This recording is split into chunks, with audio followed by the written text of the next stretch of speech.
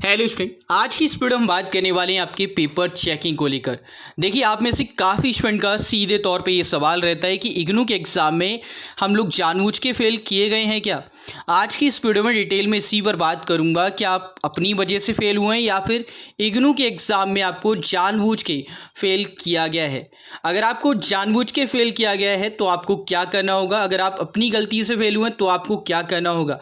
आज की इस वीडियो में ना केवल प्रॉब्लम्स पे बात करेंगे बल्कि उनके सॉल्यूशन पर भी बात करूंगा। ना केवल बात करूंगा बल्कि आपको क्लियर आउट भी करूंगा क्या और कैसे करना है। आपको करना क्या, आज की इस वीडियो को एंड तक जरूर से देखना है। साथ ही चैनल पहली बार आई हो, मेक श्योर आप चैनल को जरूर से सब्सक्राइब करें, बेल आइकन दबाएं ताकि लेटेस्ट अपडेट आपको सबसे पहले मिलती रहे। आज स्टूडेंट बात करते हैं कि करके सभी पॉइंट्स पर। First of all, paper checking. देखो, इग्नू के एग्ज़ाम में डायरेक्टली 0 नंबर मिलना स्वाभाविक बात है और एक नॉर्मल सी बात हो चुकी है।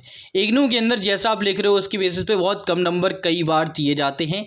कई बार स्टूडेंट को बहुत लेस मार्क्स या डायरेक्टली 0 दे दिया जाता है। जैसे इस पेपर में बात करें तो स्टूडेंट को स्टार्टिंग में 0 दिए गए हैं, उसके बाद में 2 नंबर, फिर 1.5, फिर 1, इस प्रकार से नंबर अलॉट किए गए हैं। यहाँ पे आप देखेंगे तो ये क्रॉस कर रखा है, लिखा है स्टूडेंट ने, फिर यहाँ पे क्रॉस, ये क्रॉस, 0 अगेन 0, सभी में यहाँ पे आप देखेंगे सब में 0 दिया है। तो एक डाउट तो आपको यहाँ से ये क्लियर हुआ होगा कि अगर आप लिख के आ रहे हो, कुछ भी लिख के आ रहे हो, मैं सही या गलत की बात नहीं करूँ, आप सोचो कि पेपर पेजेस भर के आ रहे हैं, नंबर मिलेंगे, तो आप देख लो 0 नंबर दिए जाते हैं।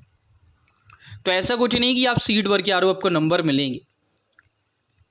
बाकी अगर आप कहो कि यार मैथ्स के पेपर में फॉर्मूलाज स्टेप के चेकिंग हो, तो ऐसा भी नहीं है, स्टेप चेकिंग बिल्कुल नहीं है। अगर आपका पूरा आंसर करेक्ट है तो उस बेसिस पे आपके नंबर मिल जाएंगे, लेकिन अगर वहाँ पे गड़बड़ है तो यार आपके पूरे नंबर कट होने वाले हैं। और ये हुआ है, 0 मार्क्स दिए गए, जैसे आप देख सकते हैं स्टेप की एक भी नंबर या आधा नंबर भी नहीं दिया गया, डायरेक्टली 0 मार्क्स यहाँ पे अलॉट किए गए हैं, आप देख सकते हैं।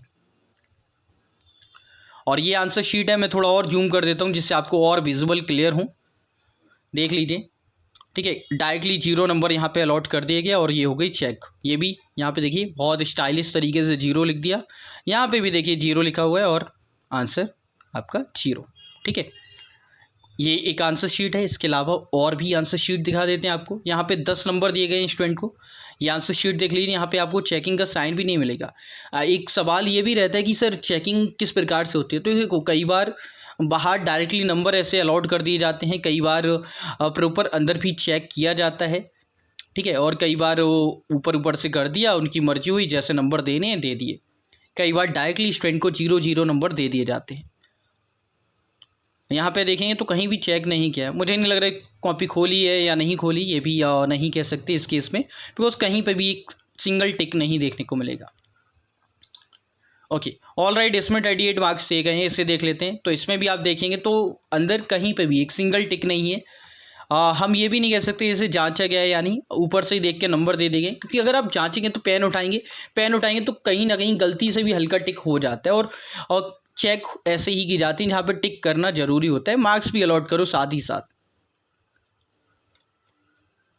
तो भाई कुछ इस प्रकार की चेकिंग अभी तक देखने को मिली, आप देख लीजिए। और ज़्यादातर पेपर का यही हाल है, जानबूझ के भी काफ़ी स्टूडेंट को फेल कर दिए जाते हैं। यहाँ पे 18 नंबर दिए हैं 50 नंबर पेपर में, और यहाँ देखेंगे तो चेक किया गया है, बट मार्क्स जो है ना वो बहुत कम दिए जा रहे हैं। जैसे 10 मार्क्स क्वेश्चन है, लेकिन स्टूडेंट को दिए हैं 5 मार्क्स। बल्कि अगर हम देखें तो पॉइंट टू पॉइंट लिखा है, 1 पेज, 2 और 3, 3 पेजेस में आंसर आया, प्रॉपर वे में लिखा गया है। फिर भी नंबर देखेंगे तो 3 + 2 5, 10 में से। ये भी देखिए, इसमें भी नंबर की बात करें तो 6 मार्क्स दिए गए हैं। अनदर क्वेश्चन में 4 मार्क्स दिए गए। तो इस प्रकार से नंबर दिए जा रहे हैं, प्रॉपर मार्क्स नहीं दिए जाते। कई बार 11 नंबर दिए गए इस स्टूडेंट को, और यहाँ पे 1 मार्क्स, 2 मार्क्स, ये डायरेक्टली गलत है तो इसमें एक पूरे कट हैं, यहाँ पे मार्क्स दिए गए हैं, यहाँ पे 0। इसके बाद में ये पूरे गलत हैं तो यहाँ पे 0। तो स्टेप मार्किंग नहीं होती है। अगर आपका पूरा आंसर गलत है, कहीं पे भी गलत है, वो पूरा कट होगा, 0 नंबर आपको मिलने वाले हैं। देख लीजिए, कुछ इस प्रकार से 0 मार्क्स दिए जाते हैं। तो अगर आप सोचें कि कुछ स्टेप सही कर दिए, फॉर्मूलाज लिख दिया, वैल्यूज़ केवल लिख दी, आपको नंबर मिल जाएंगे, तो भाई इस भ्रम में ना रहें, 0 नंबर आपको मिलने वाला है। 6 नंबर दिए गए इस पेपर में, और जैसे 3 मार्क्स यहाँ पे दिए गए, चेक किया गया है। इसके बाद में आगे बात करें 0 मार्क्स, इसके बाद में यहाँ पे 1.5 नंबर दिया है, इस वाले क्वेश्चन में 5 मार्क्स का 0 मार्क्स, इधर भी 0, इधर भी बात करें तो यहाँ पे भी 0 नंबर दिए गए हैं। इसके बाद में अगले क्वेश्चन पे भी 0 मार्क्स, इस पे भी 0 दिए गए हैं। और बाकी आप देखेंगे तो इसी प्रकार से चेकिंग की गई है। जो सही है उस पर 1 नंबर, 1.5 नंबर ऐसे दिए गए 5 में से। इस वाले में 26 मार्क्स हैं, यहाँ पे 4 मार्क्स दिए गए हैं, यहाँ पे देख सकते हैं। इसके अलावा साइड में मार्किंग आपको देखने को मिलती है। ये वाले पेपर काफ़ी अच्छे से लिखा है, बट फिर भी 26 मार्क्स हैं 50 में से। अनदर पेपर कुछ इसी प्रकार से है। एक और पेपर की बात करते हैं। यहाँ पे 11 और आधा नंबर यानी कि 12 नंबर यहाँ पे दिए गए हैं। तो ये आप देख लीजिए चेकिंग कुछ इस प्रकार से रहती है। अब चेकिंग तो हो गई भाई, चेकिंग ठीक है हो गई। अब आगे बात करते हैं कि सॉल्यूशन क्या रहेगा हमारे लिए। अब देखो, आप अगर आपको पता है कि आपने आंसर शीट मंगा ली, आपने देख लिया, अब आपके माइंड में होगा कि सर आगे क्या करना है। बट उससे पहले मैं आपको ये भी बता दूं कि आंसर शीट कैसे मंगानी है। तो इसके लिए आपको रीएवोल्यूशन वाले पोर्टल पे आना है। यहाँ से आप आंसर शीट मंगा सकते हैं। उसका प्रोसेस बहुत सिंपल रहता है। जनरल इंस्ट्रक्शन में आपको क्लियर आउट कर देता हूँ, जिससे आपको क्लियर हो जाए किस प्रकार से आपको मंगाना है। लॉगिन करने के बाद में आपको ईमेल आईडी वगैरह और मोबाइल नंबर एंटर करना है। फिर आपको सेलेक्ट करना है वो कोर्सेज जिसके लिए आपको अप्लाई करना है। उसके बाद रीएवोल्यूशन या आंसर स्क्रिप्ट आपको सेलेक्ट करना होगा। ऐड कोर्स, उसके बाद में आईडी कार्ड अपलोड, सेव, और उसके बाद पेमेंट।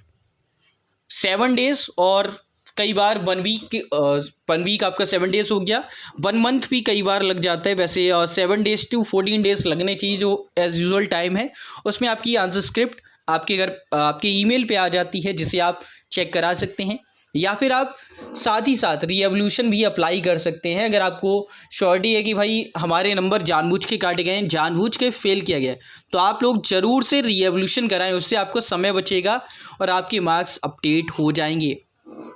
तो अगर आपके कम नंबर आए हैं, जानबूझ के फेल किया गया, आप ज़रूर से रीएवोल्यूशन कराएं। इसमें काफ़ी स्टूडेंट के नंबर एक्सटेंड इंक्रीज़ होते हैं, आपका बेनिफिट होगा। तो ज़रूर से इस प्रोसेस को आप कर सकते हैं।